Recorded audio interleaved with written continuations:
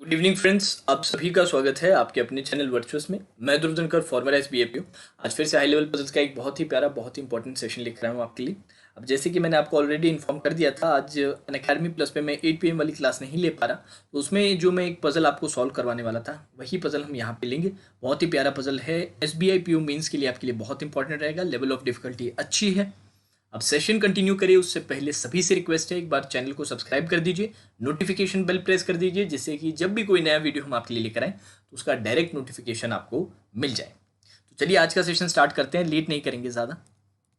चलिए, क्वेश्चन आप लोगों के सामने है, पॉज कीजिए, पॉज करके अटेम्प्ट दीजिए। कम से कम 10 से 12 मिनट का आपको समय लगेगा इसको सॉल्व करने में, तो पॉज करके इतना समय दीजिएगा और उसके बाद डिटेल्ड सोल्यूशन देखिएगा।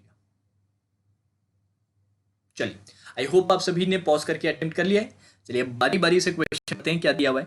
8 students from A to H got different ranks from 1 to 8 in an exam, they are sitting around a circular table. ठीक है सर। अब इसके बाद क्या बोल रखा था, अब बारी बारी से आगे चीज़ें आपको बता रखी है। अब इसमें एक चीज़ मैं कंफर्म कर देता हूँ, यहाँ पर लिख नहीं रखा है पर आप लिख लीजिएगा कि all are facing the centre. सभी के सभी कहाँ देख रहे हैं सर, सेंटर की तरफ देख रहे हैं। आई होप आप सभी ने ये यूज़ किया हो। वैसे अब ये करेंगे तो भी ऑलमोस्ट सेम ही आएगा, डिफरेंट ऑर्डर में आ जाएगा, सेंटर कर लीजिएगा इसको। ठीक है, अब बारी बारी से देखते हैं क्या दिया हुआ है। B faces the student who haves 5th rank who is an immediate neighbour of C and 4th ranker. ठीक है, एक मिनट के लिए सबसे पहले एक बार हम आउटले देख लेते हैं कि इसका आउटले कैसे बनेगा। सर ये आपका सर्कल आ गया, 1 2 3 4 5 6 7 8।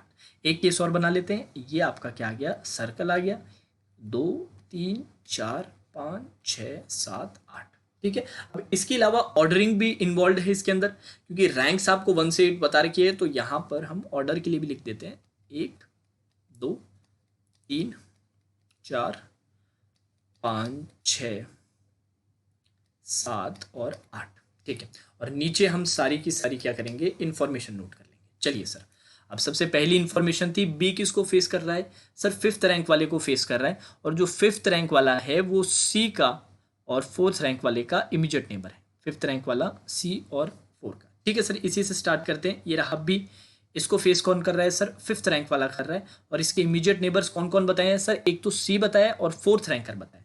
तो दो केसेस आपके यहाँ बन जाएंगे, एक बार सी यहाँ पर और 4th रैंकर यहाँ पर आ जाएगा, और दूसरा केस आपका ये बन जाएगा कि सर बी यहाँ पर आपका 5th रैंकर, यहाँ पर आप ऐसे कीजिएगा सी, और दूसरी तरफ क्या रख लीजिए, 4 रख लीजिए। दो केसेस इस तरह से आपने स्टार्टिंग में बना दिए, बहुत ही बढ़िया सर।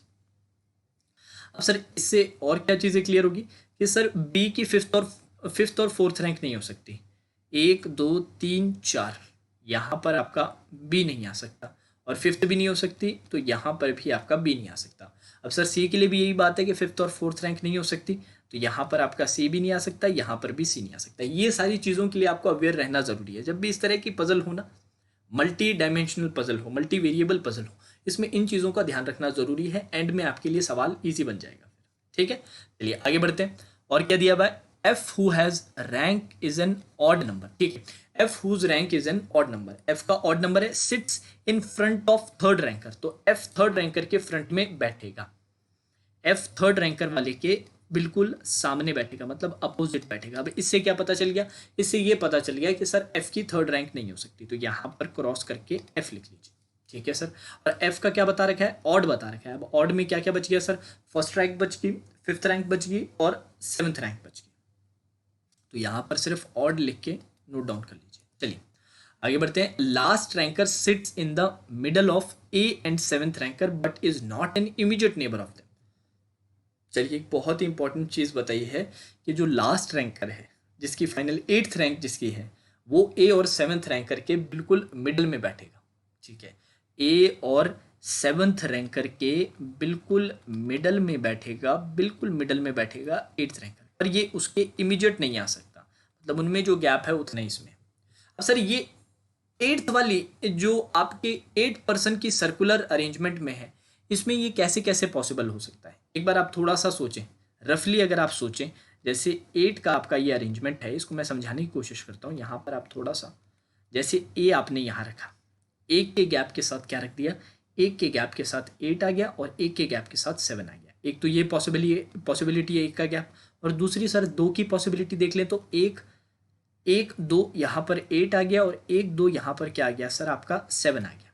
ठीक है, इसके अलावा और सर 3 के गैप के साथ पॉसिबल है क्या? नहीं सर, 3 के गैप के साथ ये पॉसिबल नहीं हो पाएगा। तो 2 ही पॉसिबिलिटी है, या तो 2 का गैप हो या फिर कितने का गैप हो, 1 का गैप हो। ठीक है, इस बात का आप थोड़ा सा ध्यान रखिएगा, मैंने आपको क्लियर कर दिया, ये चीज़ बाद में काम आएगी, पर पहले से हमने एनालाइज कर लिया इस बात को। तो इनका जो ये गैप है, इस पे इनका ये जो गैप है यहाँ पर मैं लिख देता हूँ, या तो 1% का गैप होगा या फिर 2% का गैप, 1% या फिर 2% का गैप। एक और चीज़ पता चली कि सर एक ही ना 8वीं रैंक है ना ही 7वीं रैंक है। ठीक है सर, 8वीं भी नहीं है, 7वीं भी नहीं है। बहुत ही बढ़िया सर, चलिए इसको नोट करके यहाँ पर लिख लिया है। आगे बढ़ते हैं। First ranker is an immediate neighbour of G. जो पहला रैंक है वो जी का इमीडिएट नेबर है, फर्स्ट रैंक वाला जी का इमीडिएट नेबर है। ठीक है सर, फर्स्ट रैंक कैसे लिख लीजिए और इसके पास किसे बिठा लीजिए, जी को बिठा लीजिए। ठीक है सर, बिठा लिया, इसका मतलब जी की फर्स्ट रैंक नहीं आ सकती। ठीक है सर, कोई बात नहीं, आगे बढ़ते हैं। Students with vowel names are immediate neighbours when they are sitting in ascending और descending order of ranks in a row and around the table as well. अच्छा, बहुत ही इंपॉर्टेंट चीज बताइए, चाहे आप ऑर्डरिंग वाली रो में बिठा रहे हो, चाहे आप टेबल में बिठा रहे हो और बिठा रहे हो, वोवल नेम्स के साथ जो स्टूडेंट्स हैं वो एक दूसरे के आसपास बैठेंगे। तो इसका मतलब क्या है कि सर सर्कुलर अरेंजमेंट में भी ए और ई एक दूसरे के पास बैठेंगे, ए और ई इसमें भी साथ बैठेंगे, और ये जो नीचे हमने रो बना रखी है इसमें भी ए और ई एक दूसरे के पास बैठेंगे। ठीक है, तो ये ए और ई आप यहाँ पर रो में भी लिख लीजिएगा, क्या है, नेबर है। ठीक है सर, आगे बढ़ते हैं। E faces B on the table. E किसको फेस करता है, बी को करता है। ये बहुत ही क्रूशियल इंफॉर्मेशन है। ई किसको फेस करता है, बी को फेस करता है। तो सर 5वां नंबर आ गया ई का, 1 2 3 4 5, यहाँ पर ई लिख लीजिए। ई लिखते ही अब इसके नीचे ये बी और सी की इंफॉर्मेशन अब हमारे लिए रिलेवेंट नहीं रही। ठीक है सर, ई को आपने जैसे ही लिखा यहाँ पर आपने फिक्स कर दिया। अब आपके दिमाग में दो चीज़ें आएंगी कि सर ए आपका यहाँ पर भी बैठ सकता है, ए आपका यहाँ पर भी बैठ सकता है। दो पॉसिबिलिटी आ चुकी है ए की, या तो चौथे पोजीशन पे या फिर छठे पोजीशन पे। ठीक है सर, ये नोट डाउन कर लिया मैंने।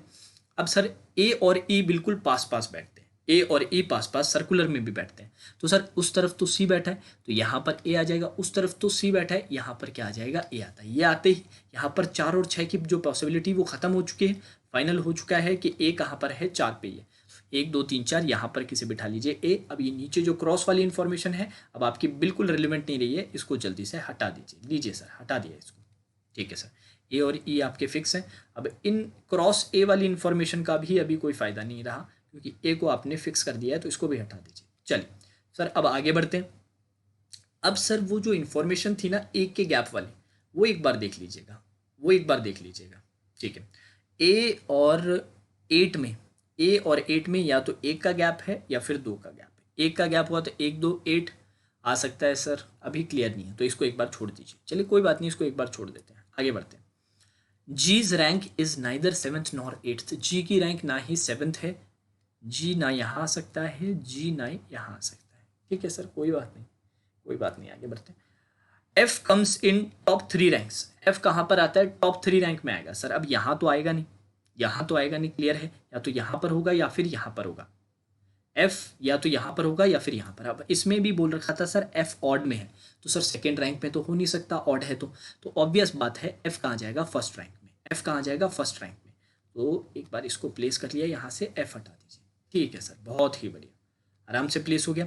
एफ का रैंक फिक्स हो गया है सर, फर्स्ट रैंक आ रहा है। ठीक है, एफ फर्स्ट रैंक है और किसके सामने बैठा है, 3rd रैंक है, तो अभी ये यूज़ नहीं कर सकते, 1 मिनट के लिए रुक जाइए। ए ई रो का आप यूज़ कर चुके हैं, ए ई सर्कल का, तो इसको हटा दीजिए। चलिए सर, आगे क्या दे रखा है, A B D are conjugative rankers. लगातार रैंक आती है ए बी और डी की। सर ए बी डी के अगर कंज्यूगेटिव रैंक्स है तो इसका मतलब ए यहाँ पर है तो आगे बी और डी की तो जगह नहीं है, क्योंकि जस्ट नेक्स्ट में ई आ चुका है, तो पहले बी और डी आएंगे। अब बी कहाँ पर है, डी कहाँ पर है, ये अभी तक फिक्स नहीं है, थोड़ी देर में फिक्स कर लेंगे, पर ऐसा कुछ आपको दिखाई देना चाहिए। कंज्यूगेटिव रैंकर्स है, इस तरह से आपका आ जाएगा।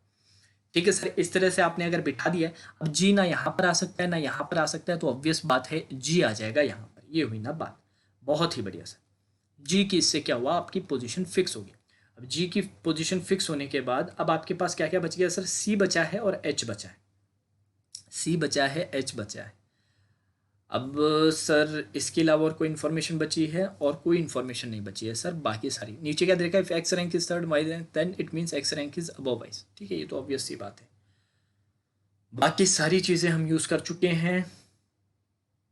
ठीक है, बाकी सारी चीज़ें हम यूज़ कर चुके हैं। चलिए अब स्टार्ट करते हैं बारी बारी से। अब सर जी और वन क्या है, एक दूसरे के पास पास बैठे हैं, ए 8 और 7। अब सर 8 की जो रैंक है वो तो मुझे पता नहीं, 7 की भी रैंक मेरे को नहीं पता है सर, दोनों की ही नहीं पता है। ठीक है सर, बारी बारी से चेक करते हैं एक बार। सबसे पहले एक के गैप के साथ वाली चीज़ चेक करते हैं। अगर ए और 8th रैंक में अगर एक का गैप होता तो एक का गैप यहाँ पर सी 8 आ सकता है, बिल्कुल आ सकता है। यहाँ पे 8 आएगा, एक के गैप के बाद 7 आ जाएगा। ठीक है सर, पॉसिबिलिटी है। दूसरी तरफ चेक करें तो दूसरी तरफ ये रहा ए सर, एक का गैप यहाँ पर क्या आ जाएगा सर, यहाँ पर 8 आ जाएगा, यहाँ पर 8 आ जाएगा। ठीक है सर, आ सकता है, अभी कोई प्रॉब्लम नहीं। और एक के गैप के बाद कौन आ जाएगा सर, 7 आ जाएगा, बिल्कुल आ सकता है सर। दो का गैप अगर चेक करें तो सर एक दो का गैप यहाँ पर कौन आ जाएगा, 7। बी 7 पे आ सकता है क्या, नहीं आ सकता सर। ठीक है, तो ये तो हट गया, वहाँ से हट गया। एक दो यहाँ पर आ गया 7, और एक दो यहाँ पर क्या आ गया 8 सर, दोनों पॉसिबिलिटी है। तो इसमें तो काफ़ी पॉसिबिलिटीज़ बैठ रही है सर। तो चलिए सर इसको छोड़िए, अब आप इस पे फोकस कीजिए। फिर एफ और थर्ड एक दूसरे के आमने सामने बैठते हैं सर। एफ और थर्ड के लिए सर बहुत ज़्यादा जगह है नहीं, क्योंकि मुझे पता है सी थर्ड रैंक पे तो नहीं आ सकता, क्योंकि थर्ड रैंक पे या तो डी है या फिर बी है। तो सर ये आमने सामने नहीं आ सकते, ये आमने सामने नहीं आ सकते, और ये आमने सामने। तो सर दो ही जगह बची है, या तो यहाँ पर आएंगे या फिर यहाँ पर आएंगे, ऑब्वियस सी बात है। ठीक है सर, अब एफ को आप कहाँ बिठा सकते हैं सर, सर एफ की एक बात याद रखिएगा, एफ की फर्स्ट रैंक है, एफ की फर्स्ट रैंक है। तो दोनों पॉसिबिलिटी एक बार हम चेक कर लेते हैं। लेट्स से मैंने एफ को यहाँ रखा और यहाँ पर मैंने थर्ड रैंक रख दिया, थर्ड रैंक मैंने यहाँ रख दिया। अब सर इससे क्या क्लैरिटी मिल गई, थर्ड रैंक क्या हो सकती है सर, डी या बी ही हो सकती है।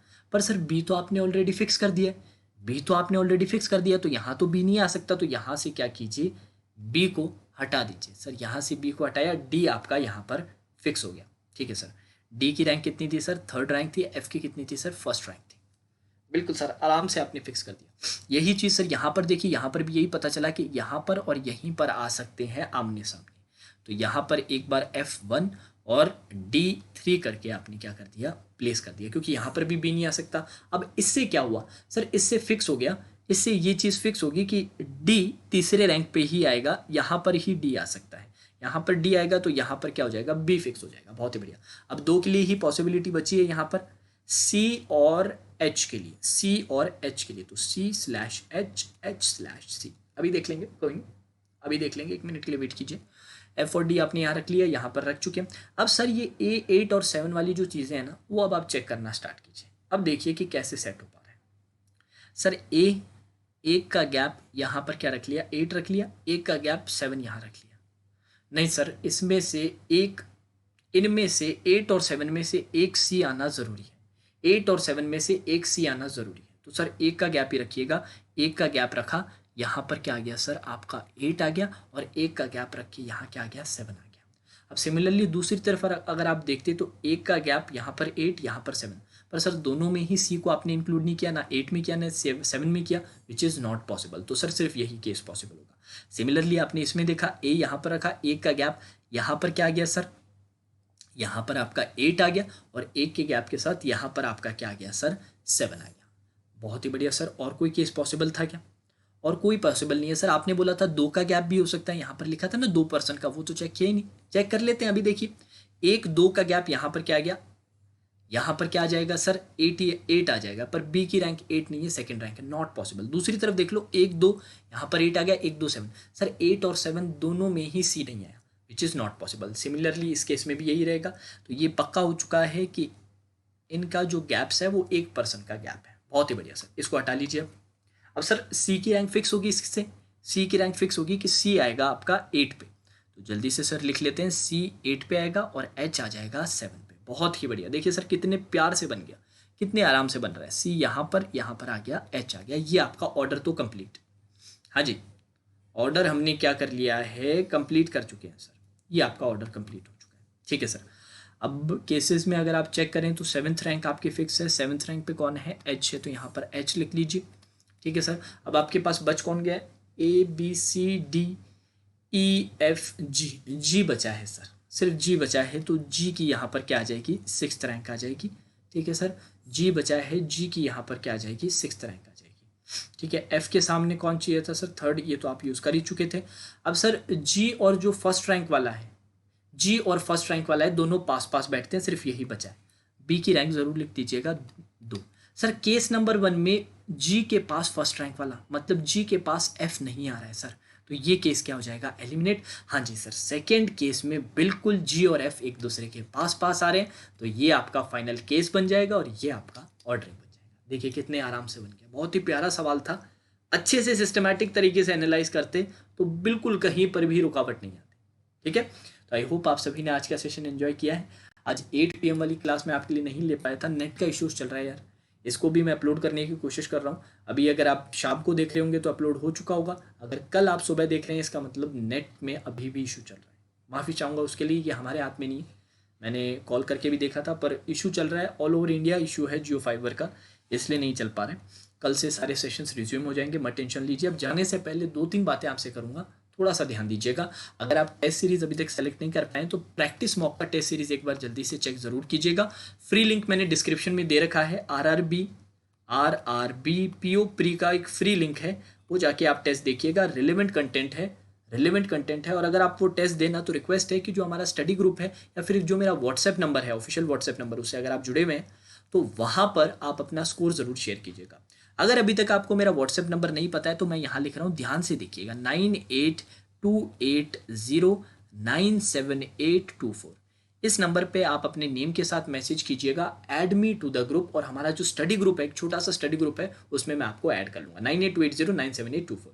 अब इनके जो प्लान्स हैं यहाँ पर गिवन है, 1 महीना, 6 महीने और 12 महीने का, इनमें से कोई भी आप परचेस कर सकते हैं। सारे बैंक एग्जाम्स आपके कवर हो जाएंगे, कुछ को छोड़ के, जैसे कि आपके सेबी रहते हैं, आरबीआई ग्रेड बी, नबार्ड, इनको छोड़ के बाकी जितने भी major bank exams, insurance exams यहाँ पर कवर हो जाएंगे। ठीक है, और एक चीज़ और बताऊंगा, करंट अफेयर्स का अभी तक आपने कुछ परचेस नहीं किया है तो अफेयर्स क्लाउड का जो एनुअल सब्सक्रिप्शन है, जो मात्र 315 रुपये में आता है, सिर्फ 315 रुपये में आप इसको परचेज कर सकते हैं। इसके लिए कुछ नहीं करना है, लिंक मैंने इसमें डिस्क्रिप्शन में दे रखा है, वहाँ जाके 2020 प्लान आप सेलेक्ट कीजिएगा। सेलेक्ट करने के बाद हमारा प्रोमो कोड VIRTUOUS वर्चुअस करके एंटर कीजिएगा और आपका टोटल पड़ेगा सिर्फ 315 रुपये। 315 रुपये में पूरा करंट अफेयर साल का आपका कवर्ड है और कोई सोर्स आपको देखने की ज़रूरत नहीं है। और यहाँ पर होता है क्या यार, जैसे ही आप पेमेंट करोगे ना, कुछ स्टूडेंट्स को प्रॉब्लम आ रही है, तो पेमेंट करते ही वो नीचे नीचे एक डाउनलोड लिंक देते हैं, उस लिंक को मिस मत कीजिएगा, वो डाउनलोड लिंक पे क्लिक कीजिएगा और आपको सारी जो PDFs है वो मिलना स्टार्ट हो जाएगी। साथ ही साथ आपके मेल पे भी वो PDFs प्रोवाइड करते हैं, तो वहाँ पर जाके भी आप देख सकते हैं। तो ये 2 चीज़ों का थोड़ा ध्यान रखिएगा, दोनों का ही लिंक आपको डिस्क्रिप्शन में मिल जाएगा, आप क्लिक करके बाय आउट कर सकते हैं, या फ्री टेस्ट देना चाहते हैं तो फ्री टेस्ट भी दे सकते हैं। तो चलिए दोस्तों, आज के सेशन में फिर इतना ही। Now that's all for today's session. Have a great day.